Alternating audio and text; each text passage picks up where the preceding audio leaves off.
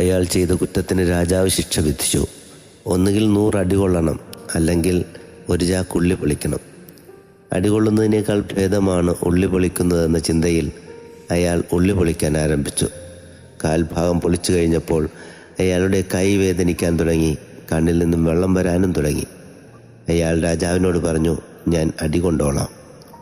അടികൊള്ളാൻ ആരംഭിച്ചു. 25 അടി കൊണ്ടു കഴിഞ്ഞപ്പോൾ അയാളുടെ ശരീരം നന്നായി വേദനിച്ചു. അയാൾ പറഞ്ഞു, ഇതിനേക്കാൾ ഭേദം ഉള്ളി പൊളിക്കുന്നതാണ്. വീണ്ടും ഉള്ളുപൊളി ആരംഭിച്ചു. പകുതി പൊളിച്ചു കഴിഞ്ഞപ്പോൾ അയാൾ പറഞ്ഞു, ഇതിനേക്കാൾ നല്ലത് അടികൊള്ളുന്നതാണ്. വീണ്ടും അടികൊള്ളാൻ ആരംഭിച്ചു. അവസാനമായപ്പോൾ അടിയും കൊണ്ട് തീർന്നു, ഉള്ളിയും പൊളിച്ചു കഴിഞ്ഞു. പ്രിയരെ, നമ്മുടെ ജീവിതത്തിലും സ്ഥിരതയില്ലാത്ത ചില തീരുമാനങ്ങൾ നമ്മളെ കൂടുതൽ അബദ്ധത്തിലെത്തിക്കാറുണ്ട്.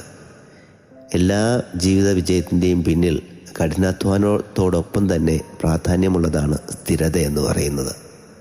സ്ഥിരതയോടുകൂടി ചിന്തിക്കാം, സ്ഥിരതയോടുകൂടി പ്രയത്നിക്കാം. ജീവിത വിജയം കൂടെ വരുമെന്നേ. God bless you.